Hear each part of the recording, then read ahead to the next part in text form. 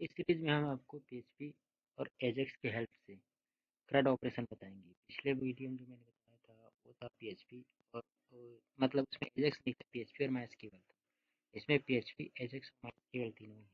इसमें होगा एक देखो जैसे फॉर्म दिख रहा है रजिस्ट्रेशन फॉर्म, इसमें मैं जो भी डेटा फिल करूंगा वहाँ पे मुझे और सबमिट करूंगा नोटिफिकेशन मैसेज देगा कि आपका डेटा सक्सेसफुली सबमिटेड हो गया। साथ साथ यहाँ पे जो है ऑटोमेटिक बिना पेज रीलोड किए डेटा नया इंक्रीमेंट हो मतलब वो हो जाएगा, ऐड हो जाएगा। यहाँ पे देखो दिखाता हूँ मैं, फिर बताता हूँ कैसे काम करता है।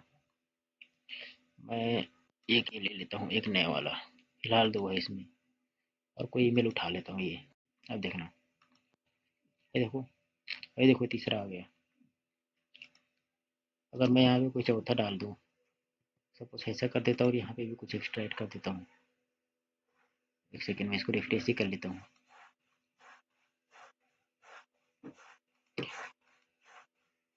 ये देखिए तीन है यहाँ पे, चौथा आ जाएगा। ये देखो चौथा आ गया। इस पर थोड़ा सा प्रोग्रामिंग मैंने गलत कर दिया कि लोड होने के बाद ये भी शो कर देना चाहिए था। खैर मैं इसको ठीक कर लूँगा अभी 2 4 मिनट में, बाकी सब तो ठीक काम कर रहा है। चलो मैं इसको बताता हूँ कैसे काम करता है। ये तो हमारा HTML है, ये जो दिख रहा है वो, इसके अंदर का मैं PHP एक्सप्लेन कर देता हूँ कि काम कैसे करता है।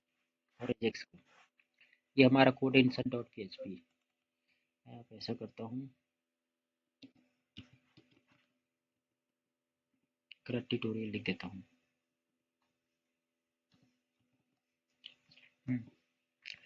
यहाँ पे देखो क्या है, ये हमारा फॉर्म है, रजिस्ट्रेशन फॉर्म। और क्योंकि फॉर्म है और एजेक्स की हेल्प से हम बना रहे हैं तो फॉर्म लिखना जरूरी नहीं है। हमारा फॉर्म बना हुआ है यहाँ तक। ये देखो हमारा एक भाग हो गया, एक, और ये हो गया दूसरा भाग। ये दोनों फॉर्म है और ये हमारा बटन है जिसमें सबमिट लिखना जरूरी नहीं है क्योंकि एजेक्स है। लिखना चाहो तो लिख सकते हो, बट वहाँ पे वो एड करना पड़ेगा, यहाँ पे ई एड करना पड़ेगा और प्रिवेंट डिफॉल्ट ऐसा करके लिखना पड़ेगा।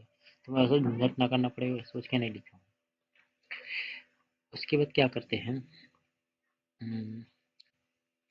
फॉर्म के फील्ड को आईडी दे देते हैं। आप चाहे तो क्लास भी दे सकते हैं, आपकी मर्जी। मैंने क्लास फॉर्म कंट्रोल दिखा है, बूटस्ट्रैप का क्लास है, लेकिन मुझे इसको एक्सेस करने तो मैंने आईडी दे दी है। क्लास से भी काम कर सकता था मैं, ऐसा नहीं है, अलग अलग नाम देके। उसके बाद हुआ है कि जब इस आईडी सबमिट पर मतलब इस सबमिट बटन वाले पे आईडी पे जब क्लिक किया जा रहा है, पहले मैं यहाँ इंसर्ट के कोड में आता हूँ, एजेक्स में। यहाँ देखो आईडी सबमिट पे जब क्लिक किया जा रहा है तो क्या होगा, आईडी नेम और आईडी ईमेल जो है इस इनपुट बॉक्स का जो वैल्यू है वो निकाला जाएगा जेक्वेरी के हेल्प से। इतना जेक्वेरी तो पता ही होगा आपको। उसके बाद होगा ये कि अब इसे यहाँ पे आता है एजेक्स। उसके लिए एजेक्स का एक सिंपल सा कोड लिखते हैं। एजेक्स के अंदर क्या रहता है, चार 4 या 5 पैरामीटर होते हैं, और चाहे तो 4 भी दे सकते हैं। मैं फिलहाल 5 दिया हूँ, क्या क्या है देखो दिखाता हूँ। पहला रहता है यूआरएल। यहाँ पे मेथड की जगह टाइप भी लिख सकते हो, इससे कुछ नहीं होता। टाइप भी लिखूंगा तो वही सेम काम करेगा। अरे यार, यहाँ पे कुछ लोग टाइप लिखते हैं, कुछ लोग मेथड लिख सकते हैं, आपकी मर्जी। क्योंकि मेरा मेथड पोस्ट है इसलिए मैंने पोस्ट कर दिया है, और मुझे जिस पेज में भेजना है उस पेज का यूआरएल डालना है यहाँ। जैसे मुझे सबमिट डॉट पीएचपी वाले पेज में भेजना है क्योंकि इसी पाथ सबमिट डॉट पीएचपी ये रहा, इसलिए मैंने कोई फोल्डर वगैरह का नाम नहीं लिखा है। उसके बाद क्या हो रहा है, डेटा फॉर्म से मुझे क्या क्या डेटा भेजना है उसको मुझे यहाँ पे एक ऑब्जेक्ट बना के पास करना पड़ेगा। जैसे मैंने डेटा ऑब्जेक्ट बनाया उसके अंदर क्या क्या फील्ड भेज दिया, एक नेम भेज दिया। अब नेम की वैल्यू मैंने नेम रखा, आप चाहे तो यहाँ इसको चेंज भी कर सकते हैं, इससे कोई मैटर नहीं है। लेकिन जो दूसरा वाला वैल्यू है, क्योंकि की रहता है वैल्यू रहता है, इसको आप चेंज नहीं कर सकते, ये वही रहेगा जो यहाँ पे है सेम। यहाँ पे मैंने ईमेल कर दिया है और ईमेल को भेज रहा हूँ। उसके बाद क्या किया हूँ मैं, यहाँ पे बिफोर सेंड मतलब सेंड होने से पहले क्या होगा, जैसे ही मैं इस पर क्लिक करता हूँ आपने देखा होगा लोडिंग बटन आता है। और लोडिंग बटन आने के बाद क्या होता है, वहाँ पे इसका बैकग्राउंड कलर ऐसा हो जाता है, बॉर्डर ऐसा हो जाता है, और इस पर पॉइंटर कोई काम नहीं करता। वो जो हो रहा था ना ऐसा वाला, देखो दिखाता हूँ, ये देखना, ये देखो पॉइंटर कोई काम नहीं कर रहा है और यहाँ पे लोडिंग लिख के आ रहा है। हालांकि लोडिंग हट जाना चाहिए, इसके बाद इसको मैं भी ठीक कर दूंगा। नहीं किया था वो नहीं किया हूँ। और देखो एक और आ गया, ये कैसे आ रहा है भी बताऊंगा। तो आई होप यहाँ तक समझ में आ गया होगा। अब आते हैं सक्सेस पे। तो फिर मैं ऐसा कर देता हूँ, सक्सेस होने के बाद होगा क्या, अब अगर उसको डेटा 200 मिलेगा तो 200 क्यों मिल रहा है, क्योंकि 200 200 इसलिए मिल रहा है यहाँ पे डेटा, क्योंकि यहाँ पे मैंने, अब मुझे कहाँ जाना पड़ेगा, सबमिट डॉट पी में जाना पड़ेगा। देखो ये पाथ है मेरा, तो ये रहा मेरा सबमिट डॉट पी। मैंने पी से डेटा इंसर्ट कराना बताया था आपको, आपने वीडियो नहीं देखा होगा तो देख लीजिएगा, ये आपको पता होगा तो अच्छी बात है। चलो देखते हैं क्या करते हैं इसमें। यहाँ पर मैंने डेटाबेस का कनेक्शन पास किया हुआ है ये, और मैंने पी ट्यूटोरियल नाम के डेटाबेस से यहाँ पे सब कुछ कर लिया, तो आपको पता ही होगा ऑब्वियसली, ये सब बताने की जरूरत है नहीं मुझे, क्योंकि आप एजेक्स की हेल्प से देख रहे हैं। पीएचपी में एसक्यूएल में डेटा इंसर्ट कराना तो उतना तो आपको पता होगा ही कि बिना एजेक्स के कैसे करते हैं। तो ये हो गया मेरा डीबी कॉन इंसर्ट करा दिया, मतलब यहाँ पे इंक्लूड करा दिया। फिर यहाँ पे मैंने क्या किया, देखो नेम और ईमेल आ रहा है क्योंकि पोस्ट रिक्वेस्ट से आ रहा है, यहाँ से इधर गया, ये नेम जा रहा है और ये ईमेल जा रहा है। याद रखिएगा पीएचपी वाले फाइल में इन दोनों को एक्सेस किया जाता है, इसका जो भी नाम रखेंगे वही वहाँ पे आएगा, क्योंकि पोस्ट रिक्वेस्ट से जा रहा है इसलिए यहाँ पे डॉलर पोस्ट को लिखा गया है ये। अब इसको कोई भी नाम रख दिया वेरिएबल का मैंने, और यहाँ पे मैंने क्वेरी चला दी, इंसर्ट इनटू स्टूडेंट नाम के टेबल में जा रहा है, name email dollar name dollar email, क्योंकि स्ट्रिंग के फॉर्मेट में इसलिए मैंने इसको सिंगल कोट के अंदर रख दिया है, डबल कोट के अंदर भी रख सकते हैं। और यहाँ पे मैंने क्या पास किया है कि अगर एक क्वेरी चल जाए तो 200 दे दो, अदरवाइज 500 दे दो। तो ये चेक करेगा कि अगर 200 आ रहा है तो क्या करेगा, नोटिफिकेशन को शो करेगा, बैकग्राउंड ग्रीन कलर देगा जो कि कर रहा था, कलर वाइट कर देगा, और यहाँ पे लिख देगा डेटा सक्सेसफुली इंसर्टेड, जो कि किया हुआ था, यहाँ पे आपने देखा ही होगा। और अगर ये फेल हो गए, मतलब 200 ना आए तो 500 ही आएगा ऑब्वियसली, तो भी शो करेगा, बैकग्राउंड रेड शो करेगा, और यहाँ पे कलर शो कर देगा वाइट, और यहाँ पे जो करना है वो कर देगा, समथिंग वेंट रॉन्ग करके। उसके बाद क्या कर देगा, ये डेटा को लोड कर देगा। अभी देखो डेटा ये लोड डेटा कहाँ से आ रहा है, दोनों केस में लोड डेटा करेगा, फेल होगा तो भी लोड डेटा करे चलाएगा, और सक्सेस होगा तो भी चलाएगा। मैं यहाँ पे एक काम और कर देता हूँ, फिर मैं बताता हूँ लोड डेटा कहाँ से आया क्या है।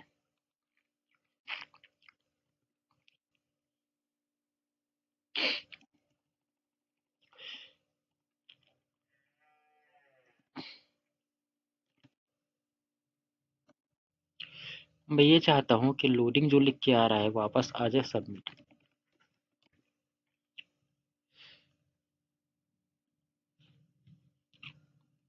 यहाँ से हट जाइए, पॉइंटर इवेंट इनेबल हो जाए।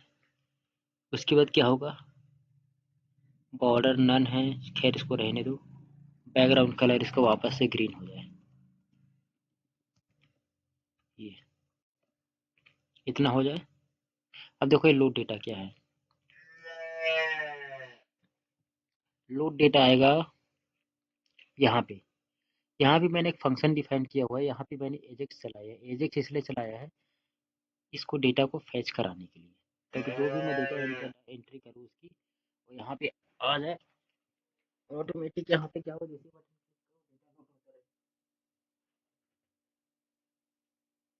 तो अब देखते हैं कि इसमें लिखा क्या क्या है। यहाँ पे क्या हो रहा है, फंक्शन बना दिए यहाँ पे, क्योंकि मैंने यहाँ पे कॉल कराया है। उसमें फंक्शन ये है डॉलर डॉट एजेक्स, ये तो रहता ही है, ये लिखने का पैटर्न है। यहाँ पे क्या रहता है, यूआरएल रहता है। देखो यहाँ पे मैंने टाइप लिखा है, टाइप मेथड आप कुछ भी लिख सकते हो, इससे कोई मैटर नहीं है। गेट पोस्ट कुछ भी डाल सकते हो, जो मेथड डालोगे उससे कोई फर्क नहीं पड़ता। फिर यहाँ पे मैंने डाला क्योंकि मैं यहाँ पे डेटा कुछ नहीं भेज रहा हूँ, और कोई लारावेल नहीं है कि मैं CSRF टोकन भेजूँ। लारावेल होता तो मुझे यहाँ डेटा में CSRF टोकन भेजना पड़ता। और सक्सेस होने पर मैंने क्या कर दिया, यहाँ पे डेटा लिखना पड़ता है, जो डेटा यहाँ पे लिखा वही डेटा को मुझे यहाँ डालना पड़ेगा, चाहे वो सेट का कमांड चलाओ चाहे कुछ भी चलाओ, जो यहाँ है वही यहाँ डालना पड़ेगा। और मैं कर क्या रहा हूँ, लोड डेटा नाम के जो टेबल है, मतलब आईडी है, वहाँ पे इस HTML को लोड करा दे रहा हूँ।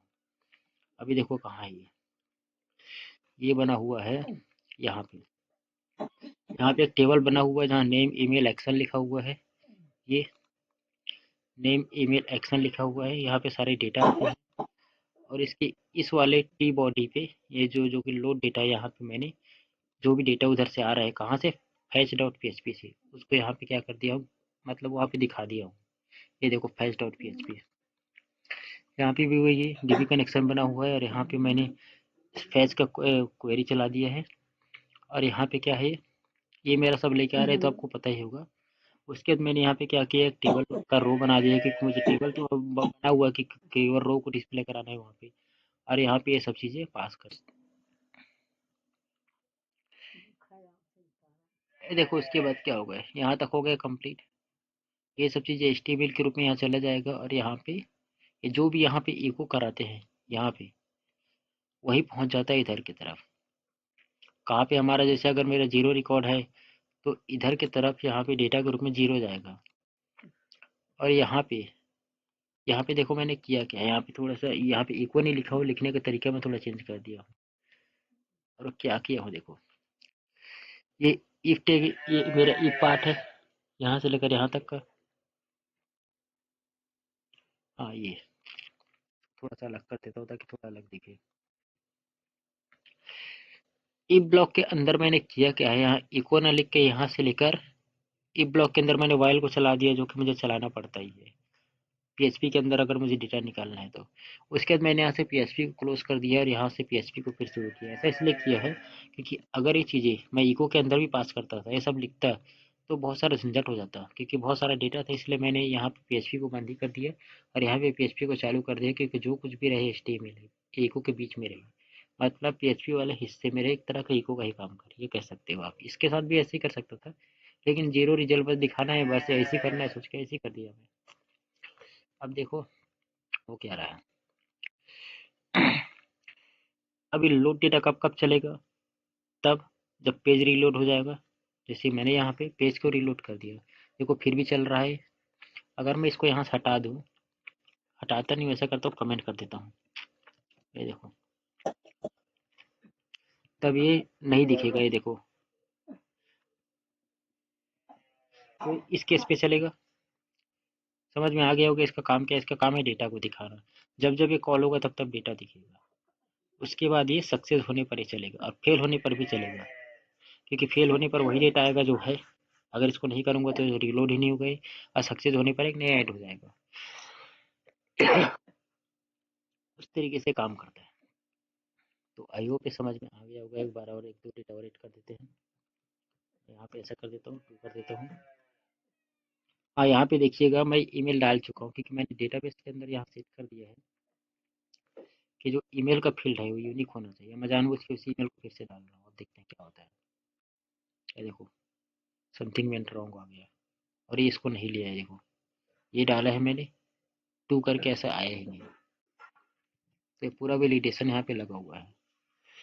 तो ये क्या था, मेरा इंसर्ट और फैच दोनों के दोनों इसके अंदर था। अब बचा हुआ है क्या, डिलीट बचा है और एडिट बचा हुआ है। तो चलो देखो इसके साथ मैंने क्या किया है, इस बटन के साथ। यहाँ पे मैंने तीसरे नंबर के कॉलम में इस सेल में टेबल के पास कराए एडिट और डिलीट बटन, और उसके लिए मैंने क्या किया, एडिट डॉट पीएचपी का लिंक दिया है यहाँ पे, और यहाँ पे क्वेश्चन मार्क दिया जो कि पीएचपी में रहते हैं। और मैंने इसकी आईडी की वैल्यू क्या दे दी है, इसकी जो आईडी है, रो यहाँ पे आईडी की हो पास, रो आईडी मतलब कौन सा, ये वाला आईडी को उठाएगा, ये वाला, ठीक है, सबके अलग अलग है। और इसी से मैं इसके ऊपर डिलीट और एडिट चला सकता हूँ, यहाँ पे डिलीट कर दे दिया हूँ। इस तरीके से होगा क्या कि जब एडिट के बटन पे या डिलीट के बटन पे जाएगा तो एडिट डॉट पीएचपी पे जाएगा सीधे, और एडिट डॉट पीएचपी मेरा बना हुआ है इधर की तरफ, इधर की एडिट डॉट पीएचपी आई है। अब एडिट डॉट पीएचपी में जाएगा तो देखो क्या होगा। अब मुझे करना ये है कि जैसे मैं इस पे क्लिक कर रहा हूँ एडिट पे, तो ये वाला वैल्यू और ये वाला वैल्यू जो है इस फॉर्म के अंदर ऑटोमेटिक आ जाना चाहिए। मतलब ऐसे ही फॉर्म भले दूसरे पेज में दिखे, अलग बात है कि मैंने इसको दूसरे पेज पे दिखाया है। आप चाहे तो इसको इसी पेज में दिखा सकते हैं पॉपअप के जरिए, लेकिन मैं उतना एडवांस नहीं बना रहा हूँ। तो मैं चाहता हूँ उसके लिए मुझे क्या करना पड़ेगा, मुझे इस आईडी के बेस पर डेटा को फैच कराना होगा। तो मैंने फिर से यहाँ पे मुझे एडिट डॉट पीएचपी पे गया और यहाँ पे लिख दिया आईडी। गेट क्या है, ये आईडी को गेट करेगा, और वो आईडी जाएगा कहाँ दिखाता हूँ मैं। जैसे मैंने यहाँ पे क्लिक किया, ये देखो आईडी आ गया स्टोर। ये अपडेट पेज कुछ इस तरीके से काम करता है, जैसे कि मैं ये वाला को अपडेट पे क्लिक करता हूँ एडिट पे, तो देखना है यहाँ पे क्या लिखा है, नेम में फिश कैरी लिखा है, यहाँ पे लिखा है admin@gmail.com। यहाँ पे नेम में फिश कैरी आ गया, ये आ गया। अब जैसे ही मैं इस पे कुछ चेंजेस करता हूँ, सपोज यहाँ पे देखो क्या है जो नहीं है, फिश कैरी लिखा हुआ है, फिश कैरी। देखो मैं यहाँ पे फिश कैरी 2 कर देता हूँ, इसको भी 2 3 कुछ कर देता हूँ,